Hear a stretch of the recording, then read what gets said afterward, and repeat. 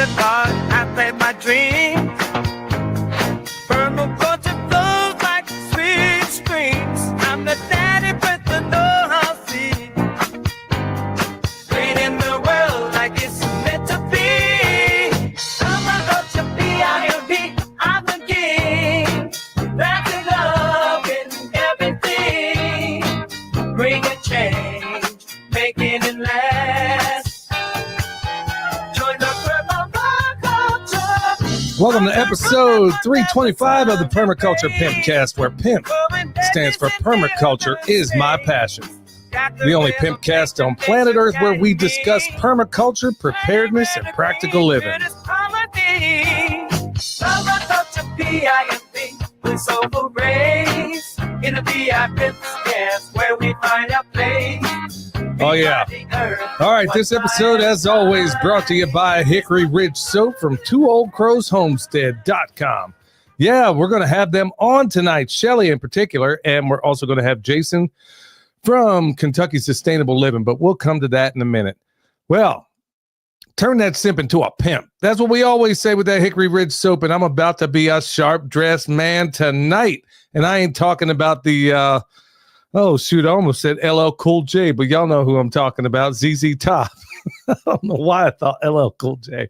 Anyway, Living Soil Foundation, y'all, we're doing some pretty big stuff out here in Western North Carolina, and I want to thank everybody out there once again for all the donations that come in, because you're the ones making it possible, and just had the engineers back out. Just for the people that don't know, I know we've been kind of in limbo for a little while, had the engineers back out. And every trip they make, y'all, that's about $10,000 to get this kind of comprehensive test. So, yeah, when we're claiming we're doing things that are unusual, we're going to have unusual, well, not unusual, but very, very comprehensive test results. So, yeah. So thanks, everybody, for that. And we'll let you know how it goes. So it looks like from Wednesday, it's going to be another 2 weeks before we actually have those results. And then we will almost certainly have another show where we bring on Dr. Will, we bring on the engineers, the whole 9 yards, and we'll let you know how that's going. So, big news today on the farm. Well, big news for us anyway, out here doing all the farm stuff. And folks that are new to this, look, there's a lot of tasks you're going to do that are going to be repetitive, okay? So if you're a person that can't stand the mundane, well, maybe you're not cut out for this, because there's a lot of things where, you know, a lot of the videos that you see in a lot of the homestead channels, you're going to see the things that are, you know, spotlight projects or whatever, but they don't show you all the little things. Well, there's a lot of it that's kind of compulsory. Some things that are just, that are going to be repetitive. So we do those things every day. Sorry, I'm getting tied up here on my doggone grounding mat. And for us, one of those right now this time of year is bone sauce and comfrey. So a lot of people were emailing, asking if we had any more in stock, and we do. Limited on both, so if you want some, you might want to get in early, because hey, in the words of a not so wise ghetto philosopher, it do what it do. So it's pretty busy this time of year. So some other things going on. Got some eggs in the mail from my man John out there in Missouri. Yeah, that's how you actually say it, y'all. It's actually pronounced Missouri. Anyway, sent me some eggs in the mail, and you're thinking, okay, well, dude, you raise chickens. Why are you getting eggs? Well, these are those breast birds that I've been wanting to try for a while. A lot of folks out there have those ones that they're calling them these, but I was like, okay, I don't know. But my man, John, boy, he's all about it, and he is all about coming up with some really awesome birds. So I got the eggs in the mail, and got them in the incubator right now, and they are off and running. So, folks, if you haven't checked it out yesterday, you might want to check it out. It was a midday show, and it wasn't really impromptu. And by the way, everybody in the chat, if you would hit that thumbs up, tell everybody we're live, because Jason and Shelli are going to be on here in a little bit. Anyway, I had on Dr. Laura Sanger yesterday, and it might seem at first that the show was a little bit disjointed. You're thinking, well, what does that have anything to do with permaculture? Folks, you've heard me talk about these frequencies over and over and over again. The dissonant frequencies, and she's a consummate expert on the topic, okay? And a lot of what you've heard me say is partially cut and pasted from her work. Now, of course, I've credited her in the past with all the things I'm doing and the things I've done, whether it's that wave watch that I wear, or whether it's the solfeggio tones that I play, you know, overlaid with the scripture, the whole 9 yards. she was the one that actually woke me up to how powerful these things are. So, folks, a lot of the country right now, and I'm hoping to get her on the show here in a little while. I had her on a while back, a lady who is the consummate expert on all these things that are happening with these NextRad towers, that are happening with the chemtrail spraying, all those things. Hope to get her back on the show, and we're going to do a part 2 because what she's revealing right now will absolutely knock your socks off. And a lot of it has to do with these frequencies that they're putting out from these NextRad towers. If you see all these wavy lines in the clouds in the sky, folks, those aren't natural. They look like moguls, okay? That's not natural. And if you're seeing that, there's a reason for it. And right now, I was on the phone with her day before yesterday, Michelle and I, and she basically revealed, look, the hardest places hit, and I talked about this the other day, I'm just going to say it again for the new people. The hardest places hit right now that are constantly being hit mercilessly is Western North Carolina and the whole state of Texas. Now, I suspect there's some other hot spots around there too. She also revealed where every time I put something on X, people are saying, well, it's happening everywhere. No, it isn't happening everywhere.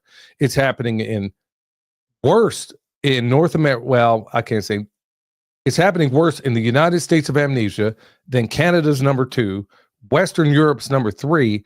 There isn't a chemtrail in all of Africa, the entire continent of Africa. No chemtrails. So you're telling me they're telling us these are just planes flying over? Well, it ain't happening there. And guess where else it's not happening? Anywhere from central Mexico all the way down to the bottom of South America. Guess we just had that a-coming. And like I said, folks, I'm doing the research once I can get 2 minutes to rub together to find out whether or not there's an overlay with the Deagle report and with all the chemtrail sprayings. I will bet $1 to donuts that when you look into the Deagle report and you overlay it with all the countries that are being heavily sprayed, I'm pretty sure you're going to find a correlation there. Now, if anybody wants to beat me to it, you knock yourself out. But anyway, if you haven't had a chance, because it's a way to, and it's a way that I've figured out, along with the work of Dr. Jack Cruz, a way to, how do I say it? I guess transmute the negative frequencies that are coming out. And there are ways in which you can kind of bring yourself back to center. And she talks about some of that in that podcast. So folks, you want to check that out because I'm trying to give you all these different ways in which to arm yourself for all these things that are happening right now. Okay. So, yeah, I'm waiting for this. I'm waiting for all these emails to come in from the same people that dogged me whenever, you remember about a year and a half ago, I told you Dan Bongino was garbage. And I told you I had the goods on him, and I told you I had the proof. Looking like I was right, huh? Yeah. All you folks that were telling me, oh, I love Dan Bongino, to hell with you, you arrogant black bastard. All those things that you people wrote into me, telling me all this nasty stuff about how I was crazy, huh? Looking like I'm the smart one now.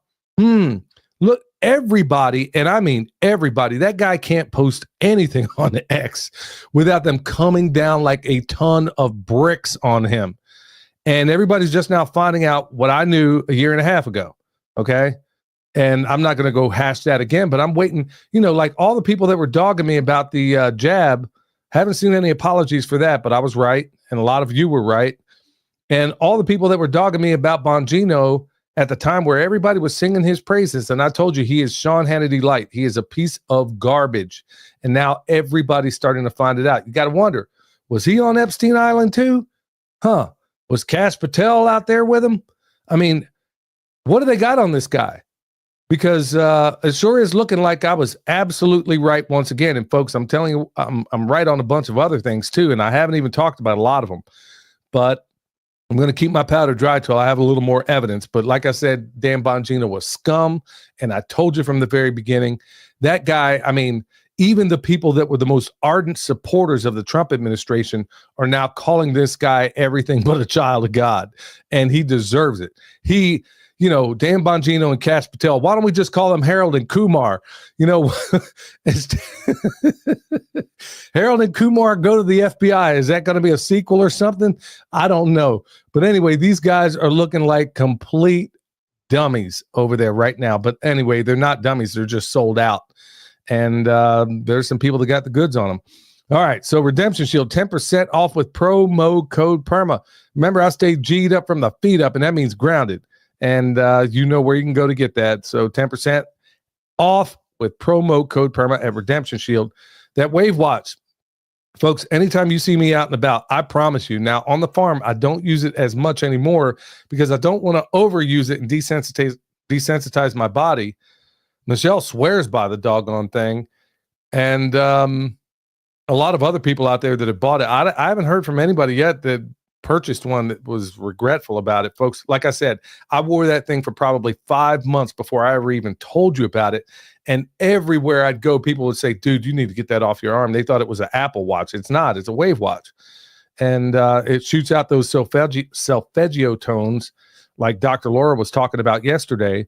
And it does a lot of other things too. So a lot of female issues and stuff like that seem to be greatly helped, especially when Michelle was going through a lot of that stuff.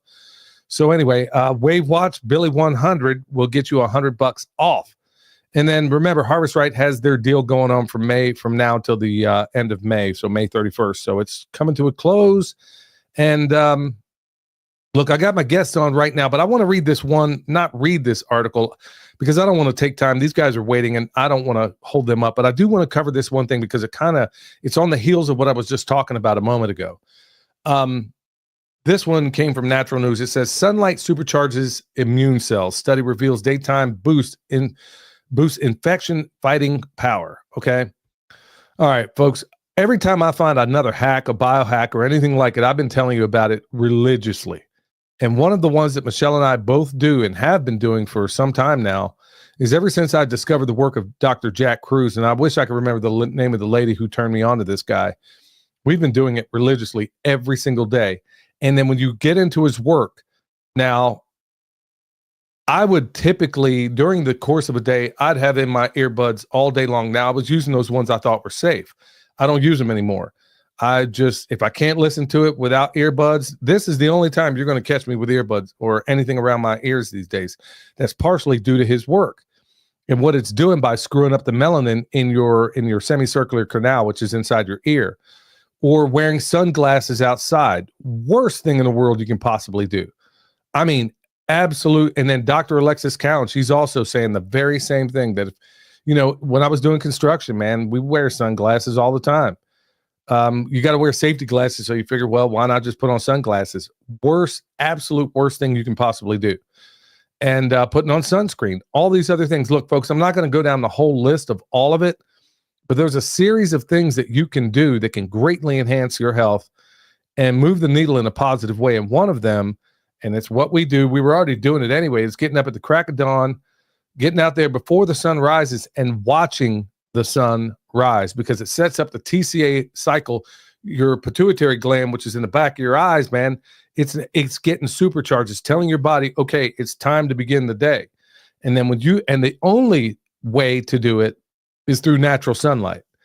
And then at night when the sun goes down, you need to be shutting down most of the lights in your house. Okay. So that's why I do the podcast earlier than we used to, partially because of that reason. And, when I got to be around unnatural blue light, like when I'm in this studio, you see me wearing these blue light blockers, and there's a reason for that. This is all because of his work, folks. And I've been imploring everybody out there, please look into this guy. I'm sitting here thinking, when I discovered his work and when I have him on the show, man, I'm going to have to eat some crow, because here it is. I'm a Christian American heterosexual pro-gun liberty-minded decentralized permaculture designer. And I'm good on so many different topics. And when I say good, I'm talking regarding my animals, regarding my plants. I'm decentralized in all those things. But some of the most important things concerning my health, I thought I was decentralized until I found his work. And then I'm finding out, just like I teach everybody, when you take one step towards nature, you get 10 back to you. The same exact thing. I'm doing this in every area of my life, except when it comes to my own health. I thought I was doing it right. I thought I was following the right people. And I told you, and those people weren't giving you bad advice. It was just the best advice they had. So I'm going to encourage everybody. I mean, if you're going to listen to something during the day, listen to this guy's podcast. I mean, probably got to be within the top 5 smartest people on planet Earth right now. I kid you not. KRUSE, Dr. Jack Cruz. Now, he's a little rough around the edges, but I don't care, man. If at the end of the day, this guy's going to get me to the finish line, that's why I wanted to read this or bring up this article right now. And what they basically in this article cite is what I just told you right now. I'm just kind of giving you the cliff notes of it.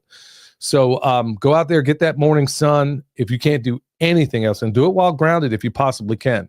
I know work limitations. I mean, folks, you just got to rehack your life in the best way you possibly can, because they are dropping it from the sky. They're dropping it in your food. They're dropping it through the screens that most of us look at all day long. They're doing it in every single way possible.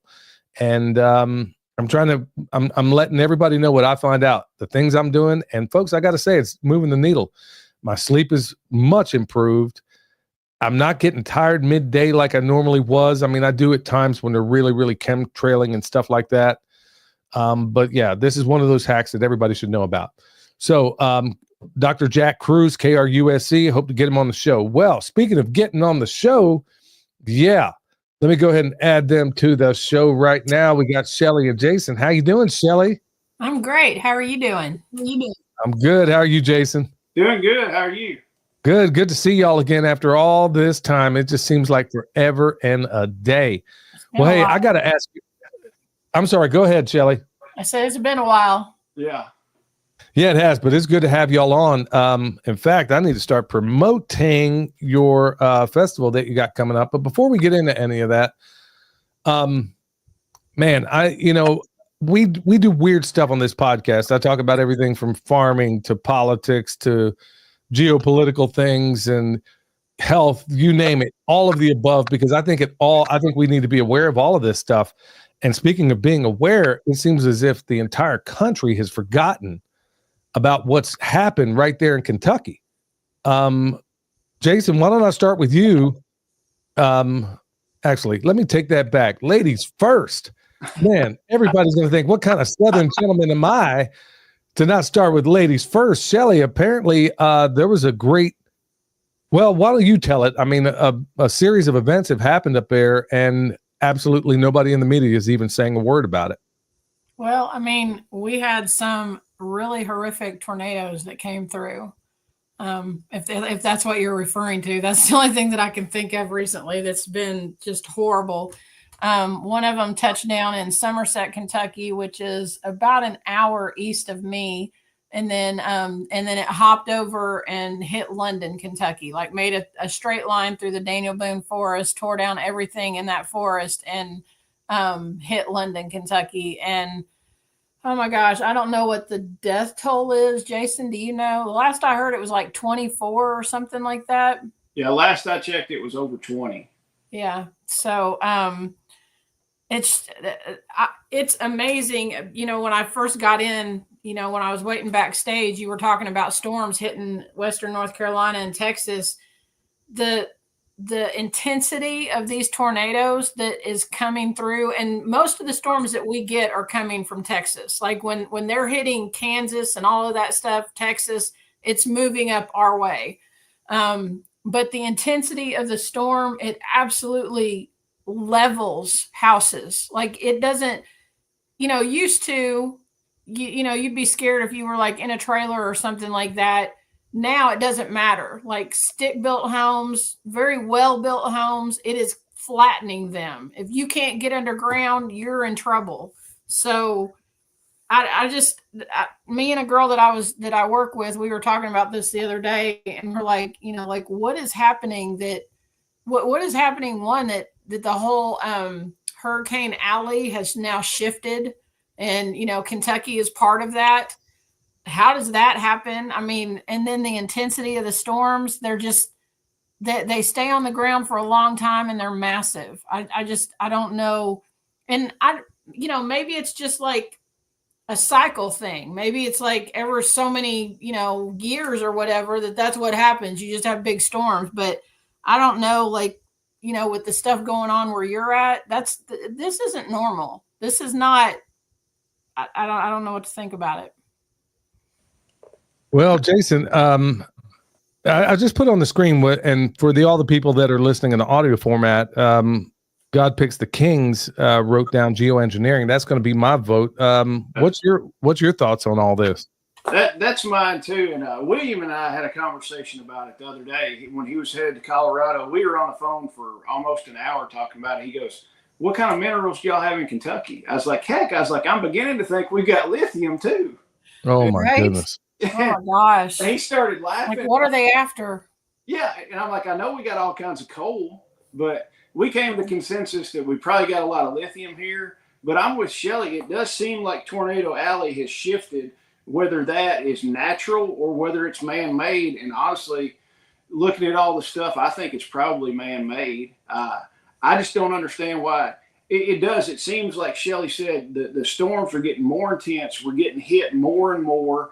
And this spring has been the wettest spring I've seen in Kentucky, and I don't know when. I mean, it seems like every other day we're getting rain. And somebody in your comments said groups of tornadoes, not just one or two here or there. That's another thing that when I don't know where y'all get your weather, but here in Kentucky we watch Ryan Hall, right? He's in Eastern Kentucky, and when he's on there, it's like that noise that happens when there's a tornado warning. It's just constantly going off. Like there's one on the ground here, there's one on the ground there, there's 5 in Kansas, there's 3 in Texas, and it's all happening at the same time in the same storm. And that's just crazy to me. Yeah. I mean, and then something funny too, and I don't know if it was coincidence or what, but apparently they were doing work and some kind of work on the storm, the cow sirens, the outdoor warning sirens, and the weather radios. They were doing some kind of update or fixing those the last time that storm came through. And I'm like, how convenient. We're having a massive storm coming through, and they're working on the NOAA weather radios and outdoor sirens. Yeah, Like, they said that they couldn't change they had this like date already set up, and they couldn't change the date of updating that stuff.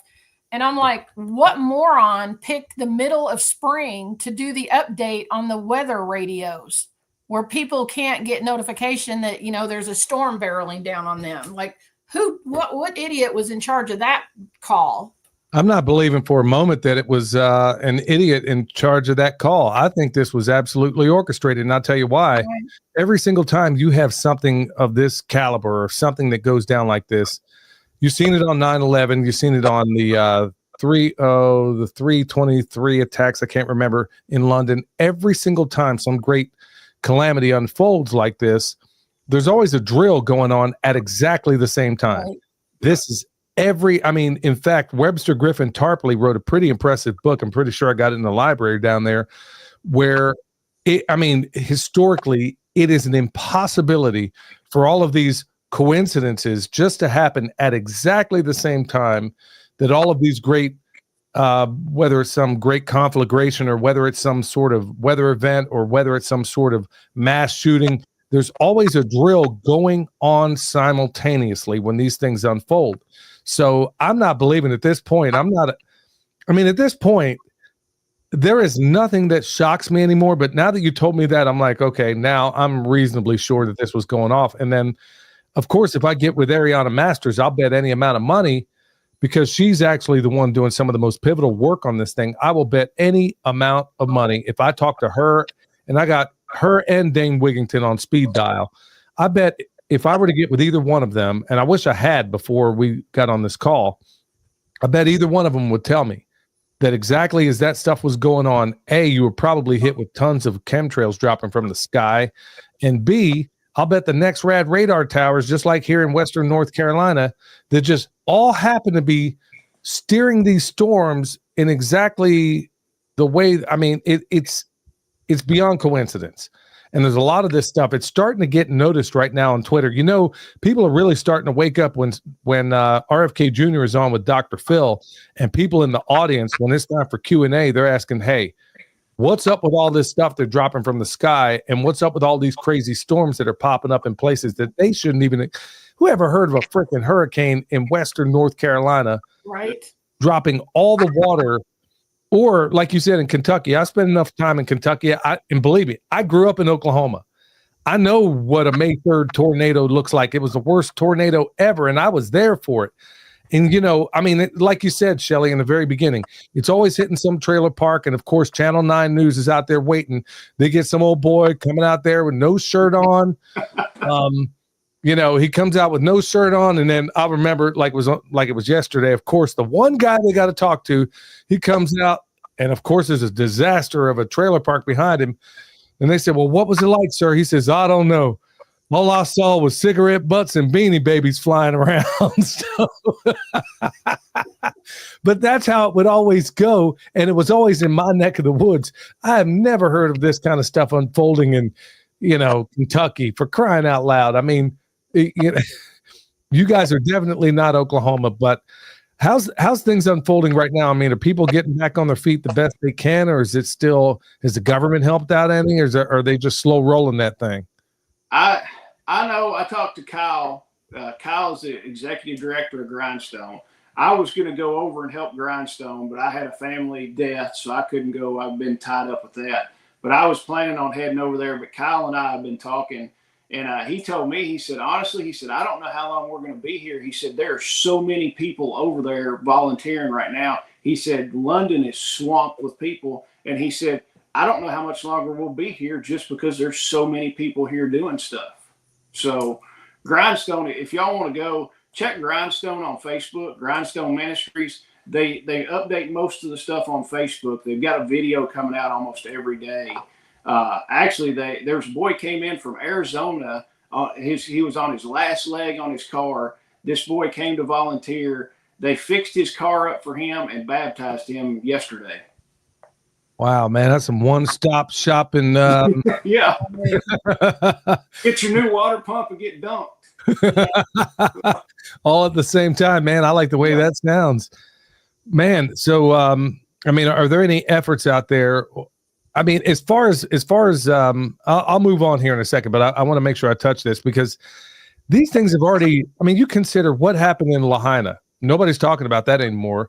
How about the LA fires? Nobody's talking about that. What about Paradise? Nobody's talking about that. Western North Carolina. Nobody's talking about that. What happened down in Florida? Nobody's talking about that. It's like it happens, and then it's like the disaster du jour, and then we move on, and then everybody forgets about the previous one. Meanwhile, the people are still suffering. So Right. Has the government done anything at all around there, or is this all just basically boots on the ground, local people and volunteers? Well, Andy Bashir announced that, you know, they had gotten some federal aid from the federal government, I guess. But every time they announce stuff like that, me personally, like I know people, that tornado that came through and leveled Maysfield a few years ago, it also hit Bowling Green. I know people that were in that storm, that were affected by that storm. They never got a dime from anything for that. So when I hear about, you know, the government saying, well, we're going to send this much aid to Kentucky or do this, I don't know what they're doing with that money, but it's not going to people who need the money. It's the people that are volunteering and sending, you know, like me and you and all of that are sending money and going and helping and everything. They're the ones that make the difference. I don't know that the federal government makes any difference. Yes. Hey, if I look like I was down here squirming, y'all, my headphones got caught up in the wheels of this chair, so I ain't no telling. This cat, Michelle's cat, rolled up in here, and I don't know what it did, but anyway, yeah, that seems to be always the case. I mean, it makes you wonder, why are we even paying taxes? I mean, if this is how it's going down, I mean, if we're all going to have to just look after ourselves, and which we ought to be doing anyway. I mean, and it just seems like it's just one. We are getting taxed to death. All of us. Well, I got a question for you. So after Trump came into office, it was a big deal or whatever that he said that, you know, he was helping Western North Carolina, that you all were going to start getting funds and all of that. Did that ever happen?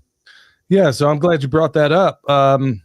So I can take you to places right now where there are debris piles 12 feet tall.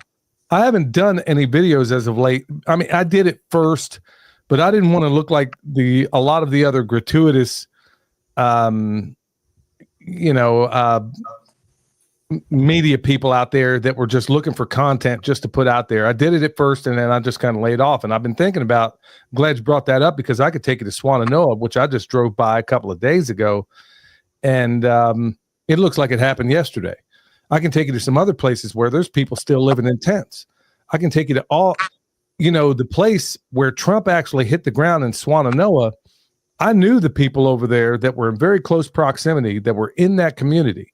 And when I went out there, got boots on the ground, they said they would not let these people come anywhere near that microphone. They brought in people from other places. They vetted them thoroughly.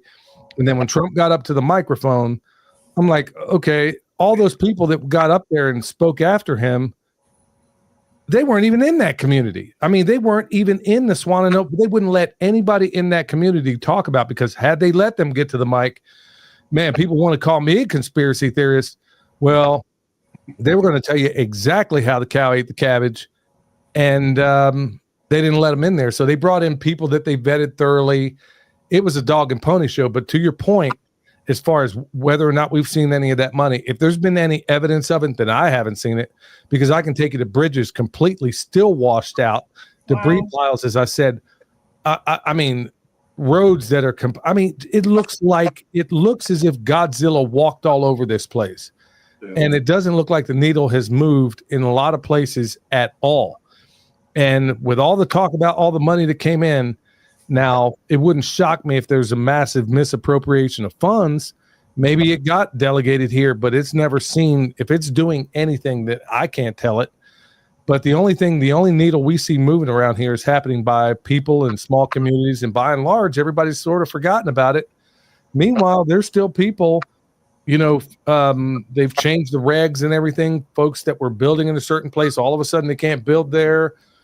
It's a real mess, and it's an ongoing mess, and it's a toxic mess, and nobody's wanting to talk about that. In fact, I wish I had the paper with me. One of the local periodicals just came out with a little article the other day, and it's a real slick headline, like leading one to believe, if you just read the headline, that this area is absolutely clear, it's clean. Well, we had Dr. Will Spencer out here a couple of weeks ago. He tested it, and he was like, I wouldn't go anywhere near that river. But meanwhile, the areas that we're cleaning up using our extracts and stuff like that, we're finding out that it looks like we've not only crossed the finish line, but it's probably cleaner than it's ever been in living memory. So there are some rays of hope out there, but none of them are coming from the government at all. So, folks, this is why we end this show every single time. Stay alert, stay alive, because it really comes down to that.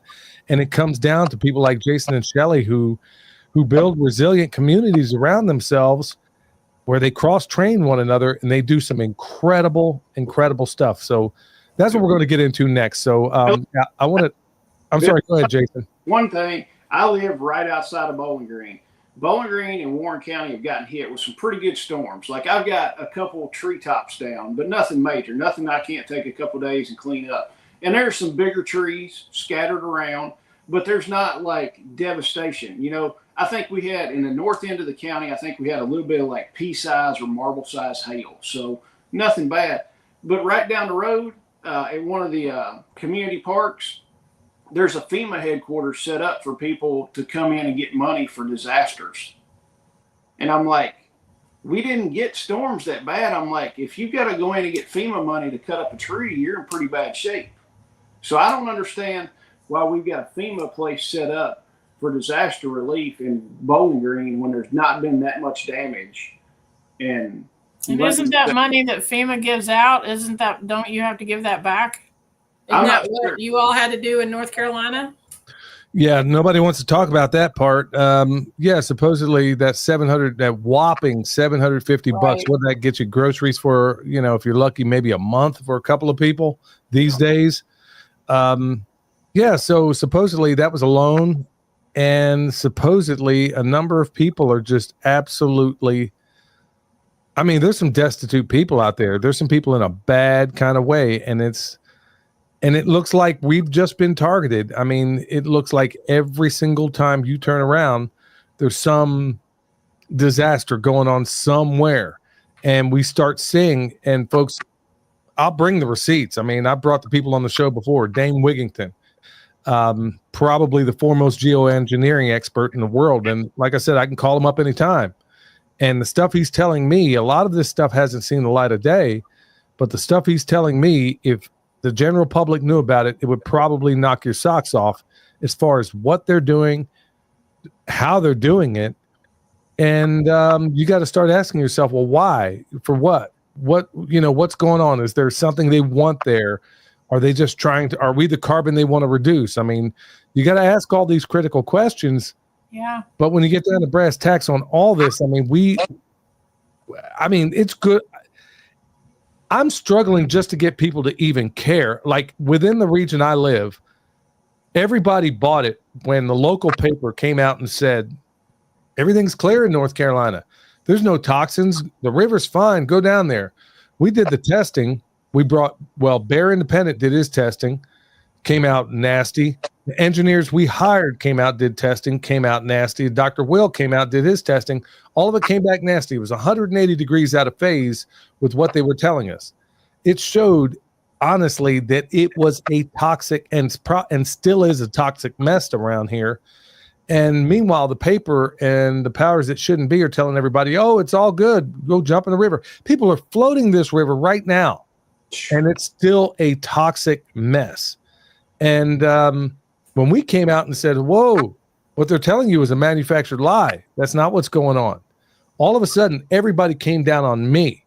They came down on us saying, oh, well, show us your results. I'm like, I find it curious that you don't only ask the government for their results, but you ask me for mine. I don't have a history of pathologically lying to people, but Right. They do. So you don't ask for their results. And then I told them, and I'll just leave this here, right? When I say this, I told the audience, I said, look, I'm not giving anybody my results until you show me that you got their results first. Don't you know a girl did it? She went out there and actually did it. And don't you know these dummies at Mountain True actually sent her the results that proved at the very same time they were telling everybody in Western North Carolina that it was all clear, that everything was fine. At the very same time, their testing results proved that it was worse than our testing results because some dummy in the office actually sent her the actual results. And she sent them to us. And I said, okay, well, hey, I'll keep my word. I'll send you mine. And I'm like, hold on. I had Dane Wigington look over the results. And he's like, dude, this is outrageous. This is off the charts. So at the very same time, and I still haven't blown the whistle on that one yet. I don't know what I'm waiting for. I mean, maybe some time to put it all together. But at the very same time, they were telling everybody it's all clear, everything's fine. Their testing results, which they accidentally sent to us, 2 different versions of them, prove that their testing, that the area was more toxic when they tested it. At the very same time, they're telling the newspaper it's all clear out here. So you got a lot of interest out here. We've had people try to bribe me, asking me how much money it's going to take, meaning, for me to stop what I'm doing in terms of cleaning up this area. And they found out real quick, I'm not for sale. What price do you put on your grandbaby playing in the toxic mess? Right. You're going to be Billy the whistleblower, right? Yeah. Yeah. So, I mean, and what that means at the end of the day, not only for me, but you guys are brave as well, speaking up and doing what you do and, taking a stand against these things. As you well know, doing the right thing doesn't mean you keep a job. So Right. I'm going to do what I can. I'm making sure I'm cleaning up what I can. I'm looking after a lot of my next project is now looking after a lot of the old folks that live by that river that are surrounded by this toxic mess, or people that have kids, whatever the case. I'm trying to scale this whole operation up because once we prove that we've crossed the finish line here, then we have a decentralized way of cleaning up all of this. So all of those people, the mining interests and all the others that think they're going to come in and snag this land, well, you may have another thing coming when I have a decentralized method where everybody can go out here and clean up their own place and they don't have to sell off because, the powers that shouldn't be want their land. You know what? I'm not going to go on about what I got going here, but because what you guys got going on is fascinating and fun. And it's a place where a lot of folks, because now let me preface what I'm going to say, folks. I made the prediction and I was right. Look, I know I've been saying that a lot this program, but I was right about Dan Bongino. Bam, I was right. And I was also right that when Trump got elected, most of everybody that got in the homestead space was going to go right back into the matrix. Yep. Well, that happened. but they're coming back out. They're like, oh snap. Gee, I'm still paying a whole lot for groceries right now. I'm still seeing shrinkflation. Bought a bag of chips the other day. It was a quarter full. It was all air. I should have known when I picked it up. So people are starting to say, whoa, maybe I jumped the gun on maybe going back to the suburbs. And now they're starting to circle back and say, okay, maybe I need to rethink this off, maybe not off grid, but, you know, being more self-sufficient in what we're doing. And both Jason and Shelli, folks, if you don't know about it, they put on a great festival where you can get caught up on a lot of this stuff. So let me kick it off to you, Jason. So what's going on with KSL this year, Kentucky Sustainable Living? We kind of changed the festival up. A lot of people really didn't complain, but they're like, hey, tickets are $35 for 3 days. So you're looking at like $12 a day, $12.33 a day to come meet all these people, learn this stuff. People are like, why do I want to come and pay money for something I can hear on YouTube? And I was like, okay, cool. I was like, we'll fix that. You can't come and do a hands-on workshop on YouTube. So we've switched. We've still got a lot of speakers that are going to talk about topics that you really can't do hands-on stuff with. But we've got mostly, Shelli, what is it, 17 hands-on workshops that 16. you can 16. Yeah.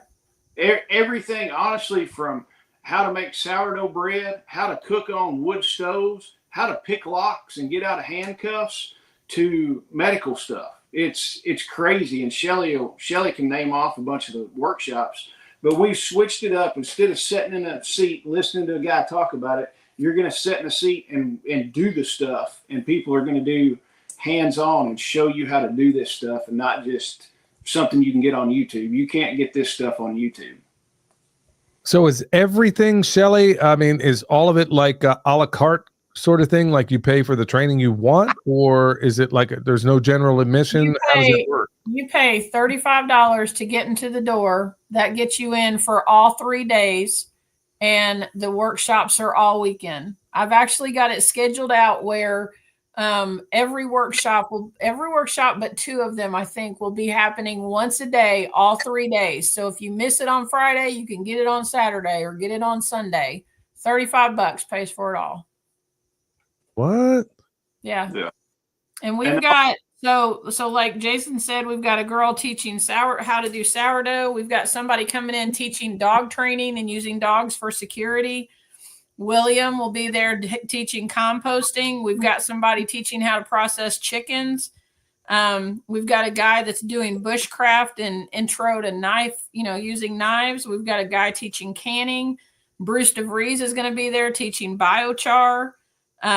We've got a guy coming in, this 17 or 18-year-old kid coming in and teaching us how to pick locks. I don't know. That's kind of freaking me out a little bit, but we've got somebody that's going to do fermenting. We've got a lady coming in from Tennessee that's going to teach how to make dairy products like butter and yogurt.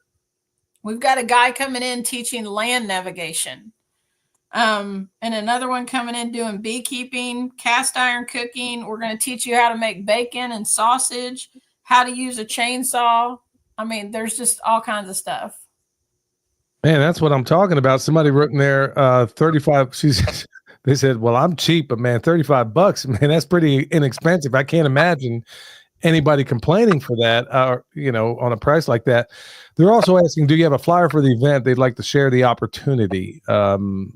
You can go to KentuckySustainableLiving.com, and that's our Facebook page. Melanie updates that for us, and it has all of the speakers, all of the workshops. She's got graphics for all of those that she puts out.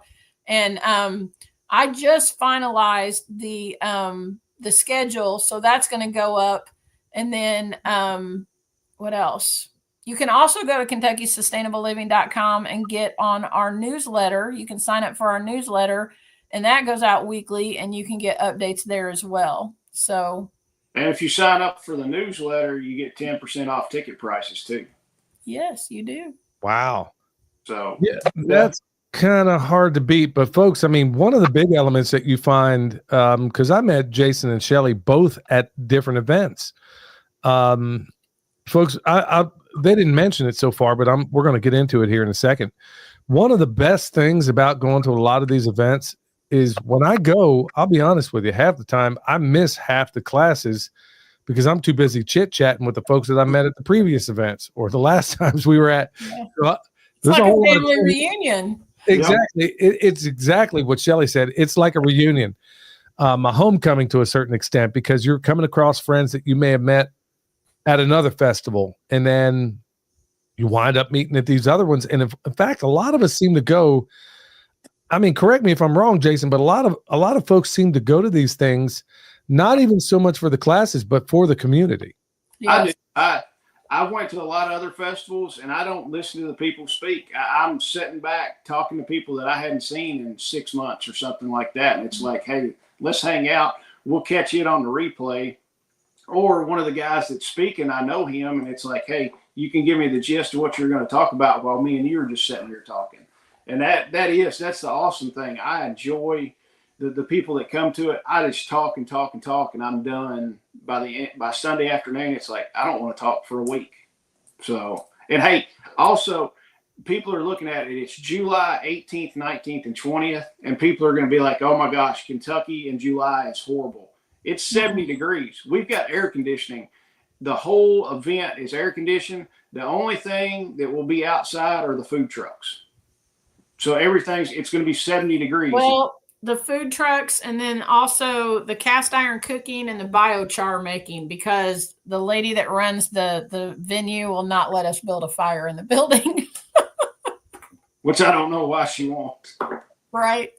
Somebody in the comments was asking about kids stuff. I actually have a committee this year that is working on having kids activities. So we don't have that all hammered out yet, but that will be up on the website and go out in the newsletter in the next few weeks. But we've got some great events for the kids too. And I'm sorry, go ahead, Jason. The only thing that costs extra at the festival is Friday. Refuge Medical is doing a medical class. So that's the only thing. If you want to sign up for that, you can sign up. Refuge is coming in. This is their only class that they're doing not in Oklahoma this year. So if you want to catch a Refuge class and not have to drive to Oklahoma, this is your ticket to get it in Kentucky. And that class is $200. And you actually have to go to refugemedical.com to sign up for that class. There's a link to it on our website. There's a banner across the top that's red. You can click on that and it will take you straight to their website and you can sign up for that class. And that class is just $200. It's about half of what it usually is. Yeah. Yeah, folks, that good folks over there. Is Bear going to be teaching that class or somebody else? Bear and Michael will be teaching that. So Bear's going to be there all weekend hanging out.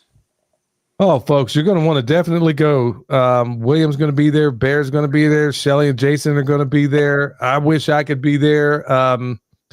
Folks, I'm telling you, it's not. Here's what I find out every single time I go to one of these things is I ran it. My friend Steve, I think for him, it must've been 6 hours away, maybe 7. I ain't sure, but we went at the very same one. I think where I first met Shelly. It was over there in, on the other side of Tennessee. I can't recall the name of that festival.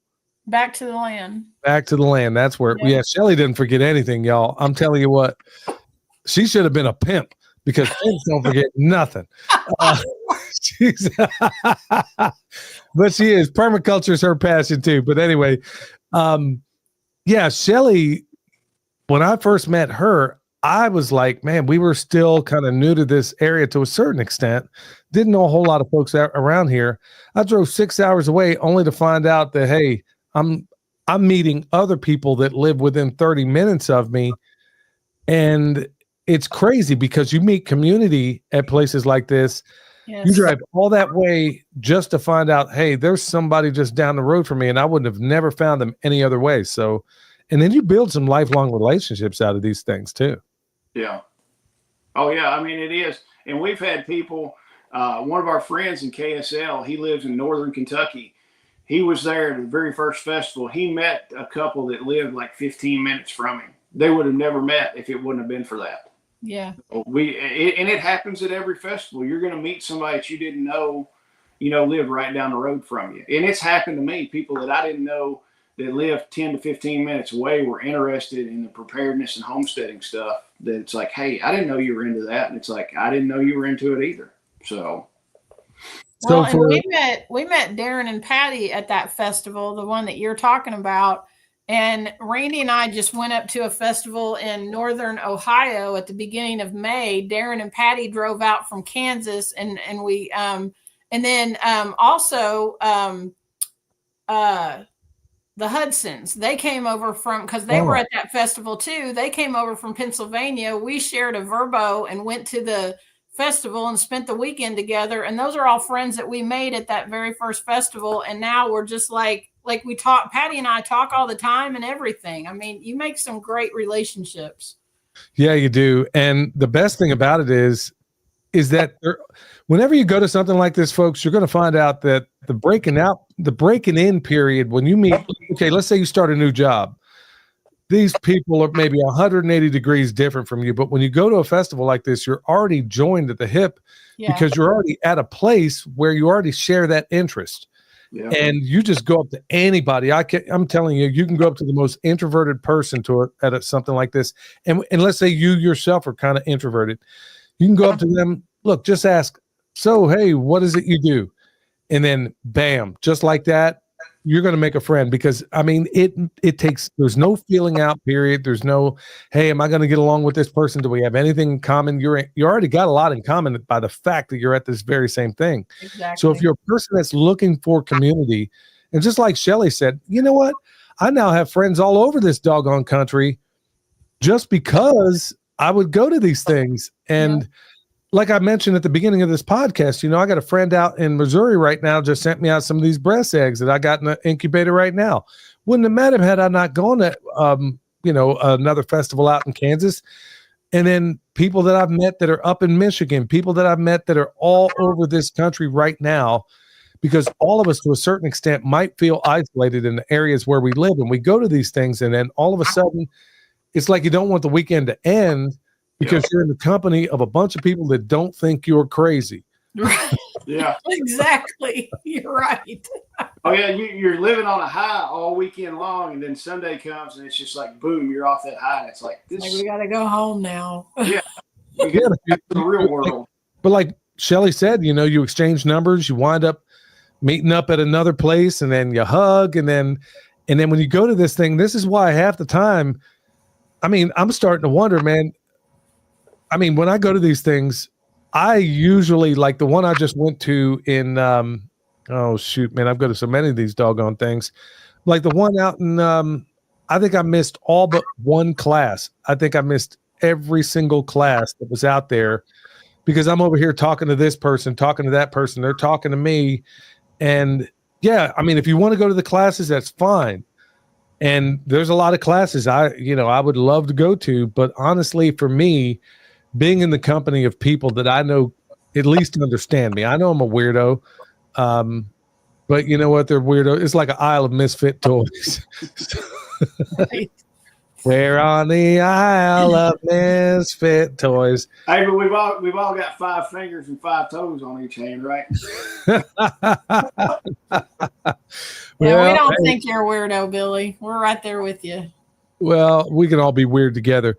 So other folks are going to ask about, what are the accommodations around this place? Are there accommodations, or, folks I know are struggling these days. I mean, it's hard enough to put bread on the table, but folks, for $35, for crying out loud, you can't even go to a movie for that cost.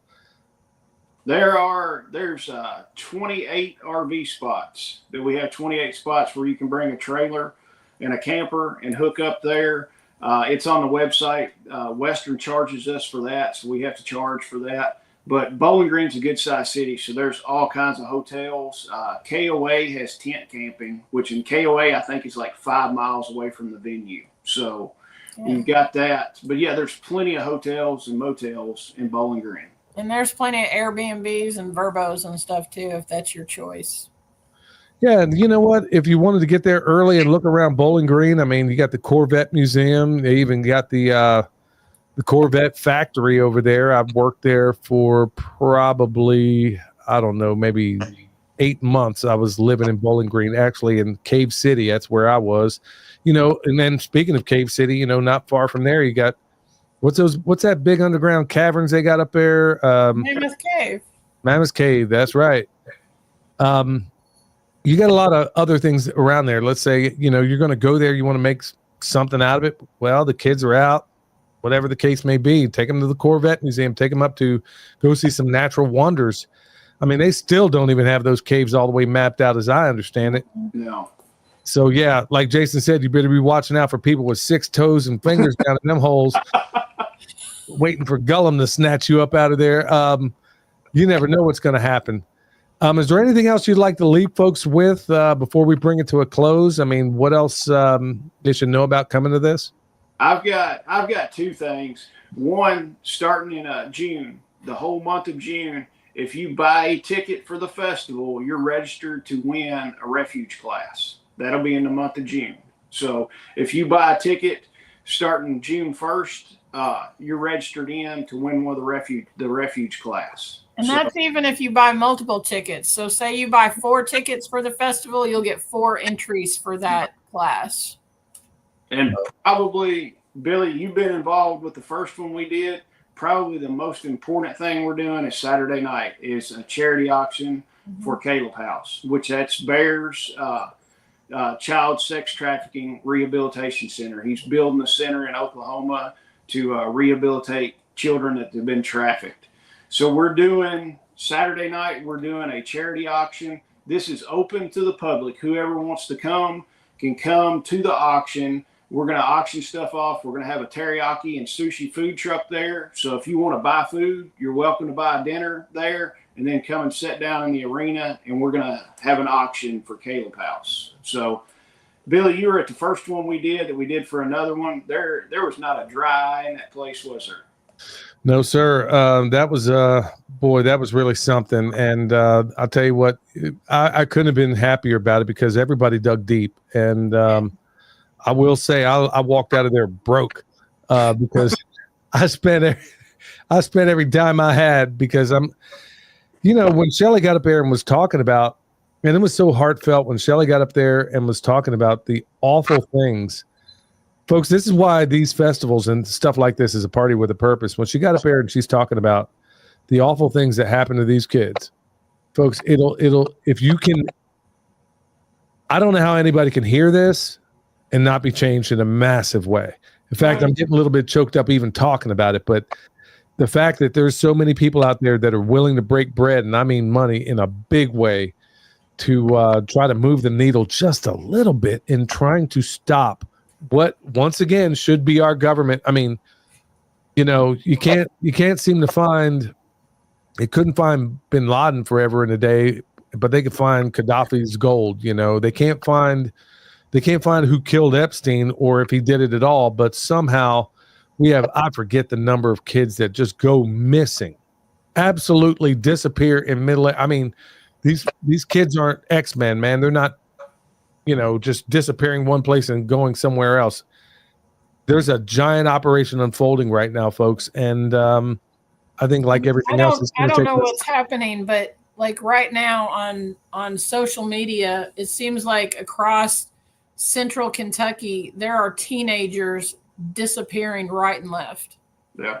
I mean, my social media stuff has been flooded with this kid is missing and this kid is missing and this kid is missing. And I don't know. I just, it makes my heart sick.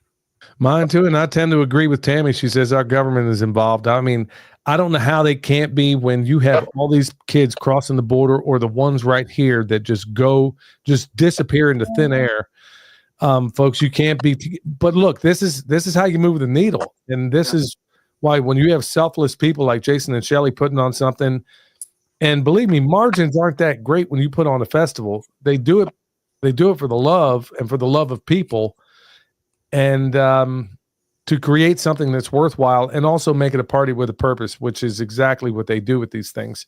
Well, Billy, you said you left broke. I bought a shaving bag, and I don't need it. I mean, I literally bought a shaving kit that one of the guys had made, a leather one, and I was like, why am I buying this? I was like, And of course, my wife's sitting over there laughing. She's like, "Why in the world did you buy this?" I was like, "It's not about the shaving kit." I was like, "You can use it." Right. I did the same thing, man. I bought a one of those water filters. I think I usually walk around at any given time with about $500 on me anyway, just in case, something goes down. And that's like my emergency money, that I got like hidden. Man, I dropped every single dime of it to buy. It wasn't what I paid for it. It was where the money was going and what it was going to do. So, Exactly. I left out of there broken. So I had to dip Well, in. and even when we announced that, we had a goal of $10,000, we wanted to raise that much, and we were a few $100s short, and people just started coming up and putting $100 bills in my hand, and I was just bawling. It was amazing. It was an amazing night. We reached our goal. We were so thankful for all y'all that came out. Yeah, and if there's anybody that wants to donate stuff to the auction, get a hold of Shelli or I. We will gladly take stuff to auction off. I want to have, we can seat 300 people where we're having it. So if we're going to seat 300 people, we need 300 or 400 things to auction off. So if any of the listeners out there want to donate stuff, I don't care what it is. If it's a $25 gift card to Chick-fil-A, send it to us and we will sell that thing and hopefully double the money on that gift card. So there's nothing too big or too small. I mean, heck, if somebody's got a condo in Florida they want to give us to auction off, we'll auction that thing off. That'd be awesome. Yeah, that would, man. You guys do fantastic stuff. And honestly, I feel so lucky to know you. And man, I mean, it's just, folks, I would have never even met Jason and Shelli had I never gotten out the front door. I'm something of a hermit, as many people probably know. I'm something of a hermit. Unless I got a reason to go somewhere. And had I never got off my butt to go do this event or that event, I'd have never met them. And folks, and these are just two of many of the people I've met going to these things. And you become more fulfilled. You find out, man, you kind of cross-train one another. They give you a tip about something. You might help them out with something. And then you build this, we'll call it a Rolodex of people, a coalition of the willing, I'll call it that. And that's what you build over time. So folks, not just the classes, but honestly, it's the fellowship that you get out of it. Yeah. Well, once again, tell everybody, Shelli, where and when for this event. And I'll be sure to promote this thing and we'll have to get you guys back on before you kick it off. So the event is in Bowling Green, Kentucky, July 18th through the 20th. It's at the WKU Ag Expo Center. All of that information is on our website, KentuckySustainableLiving.com. Somebody was asking in the chat if I had an email. You can get me at Shelli, it's SHELLI, at KentuckySustainableLiving.com. That email comes to me. So, if you guys have anything that you want to donate, you can also get Jason at KentuckySustainableLiving.com. So, we'd love to see you. Come and spend the weekend with us. It's going to be a good time. People, we just have a great time. Yeah. Is Darren and Patty going to be at this one? Or are they doing any teaching, or is it just what you got on there? Darren and Patty are going to be there, but they're not. They usually come and help us with the festival, but they're not actually teaching anything this time. I put MacGyver to work. Yeah, there you go. Yeah, when a problem comes up, I'm like, Darren, take this, please. And he's like, sure. He gets his baling twine and a knife out and fixes the world. Man, I'm telling you what. Yeah, he could. He absolutely could. Ain't no doubt about that. Well, hey, y'all, it's been such a joy to have you on. And thanks, everybody in the chat. Look, if you can make it to this festival, you're going to be glad you did. It's always a joy to have Jason and Shelli on. And folks, I really wish I could make this one. It's just me and Michelle just kind of managing things around here right now. And we're going at 100 miles an hour like a lot of you are too. But, folks, if you can get over there, trust me, you're going to be glad you did. This is definitely one you want to check out. Until next time, y'all, stay alert, stay alive. Knowledge rings, roots that run deep, wisdom from soul, permaculture dreams. Let the ideas unfold. I'm moving with the truth. Feeling nature's food. Who's got the answers? All we need to do